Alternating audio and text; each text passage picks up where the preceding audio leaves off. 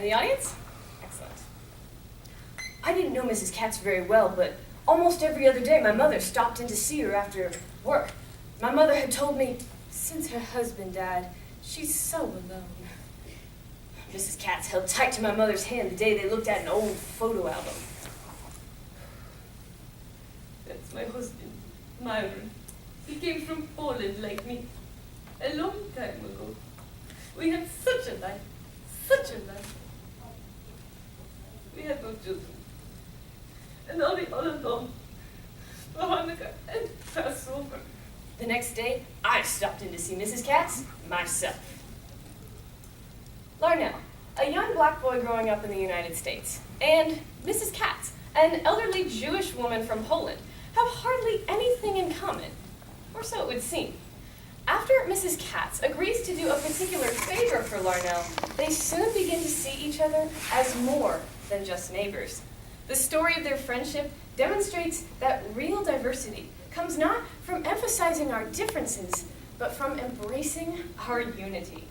With the help of a cat named Tush, Mrs. Katz and Larnell learn to share the things they love. Mrs. Katz and Tush by Patricia Polacco. I stopped in to see Mrs. Katz.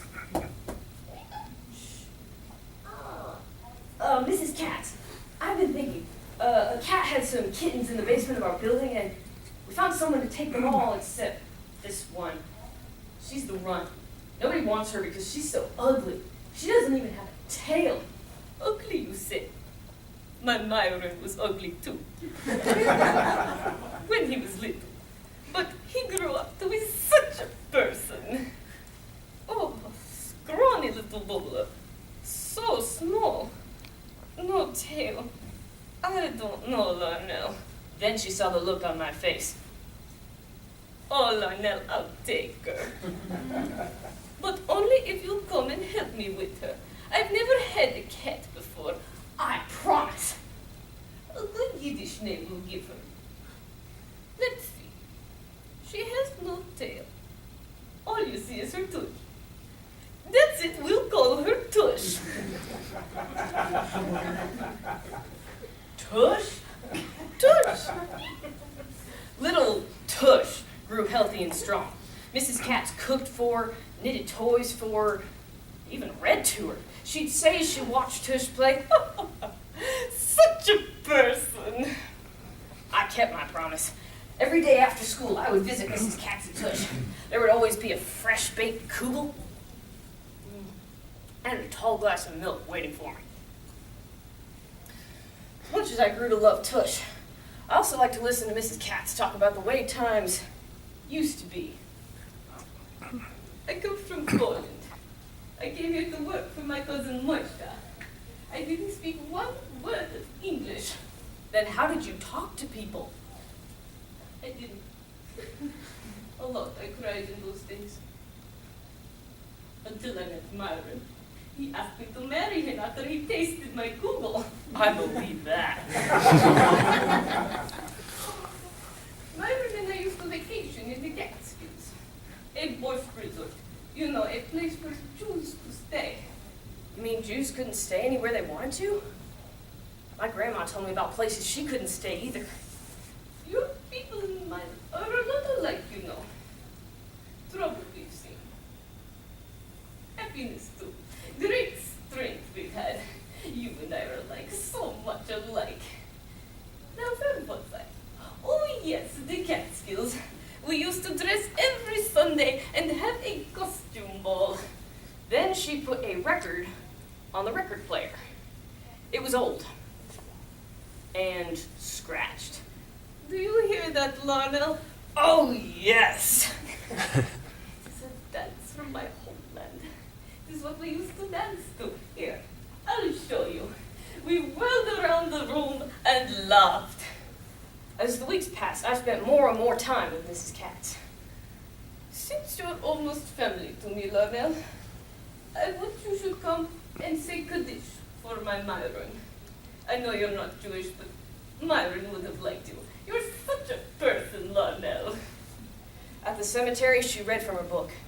Then she asked me to place a small rock on top of Mr. Katz's headstone. this to remember. Shalom, my Miele. Google. Such a Google I make for you today, Larnell. Hurry, Tush will be worried for us. When we got home, we called and called for Tush, but she never came. Tush! Tush! Tush? Oh no! I forgot to shut the window before I left. Poor little Bola, she has never been outside. She's been trying to get out, but I was afraid she would get hit by a car. We'll find her, Mrs. Katz. I won't let you down. First, Mrs. Katz and I looked all around our building. Then we went everywhere in the neighborhood, left notes on doors, and asked everyone who lived nearby, but no one had seen little Tush. That night it stormed. There was rain. Awful, awful rain. I worried most of the night. Dear God, please bring that little cat back to her. A loud knock on the front door woke Mrs. Katz. It was my father. Is this yours? Oh, Bola, my little caterpillar. We found her in the back alley, soaking wet and hungry. Oh, thank you, thank you. After that, Tush no longer had the least desire to go outside again. But she slept a lot, even when I came over to play with her. It was at my Aunt Havela's Passover Seder that I met my Miele. What good times they were, with lots and lots of family. Now it's just me. Could I have Passover Seder with you? I thought you would never ask. I'll prepare a good Seder for you, Lionel. Passover, is it time for good food? We edged our way through the crowd in the deli.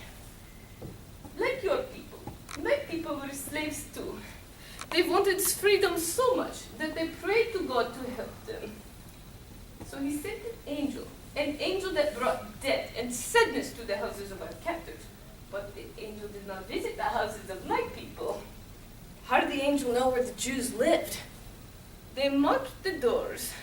Then the angel passed over. Passed over, Ronell. That's why we call this time of celebration Passover. I helped get out the linens in China. How come you have so many different dishes? Because some Jews do not eat dairy and meat off the same dishes. You see this tablecloth? This was our wedding canopy. For all these years, we have used it for holidays and celebrations. When we sat down to Seder together, Mrs. Katz lit 2 candles and waved her hands over them.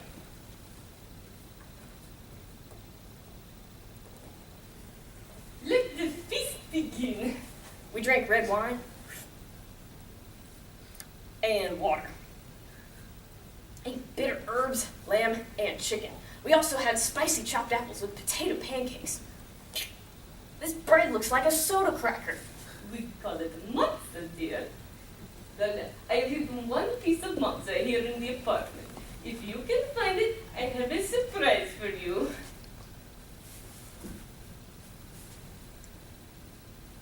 Found it! The surprise was a hand-knit sweater she made just for me. The next morning, Mrs. Katz yelled out her back window to my apartment. Come quick, already! Something wonderful! I and my mom and dad raced to her door. Tush! 4 babies. The angel of death passed over, but the angel of life didn't.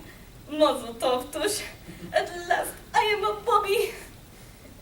As the years passed, Mrs. Katz, Tush, and her descendants became part of my family.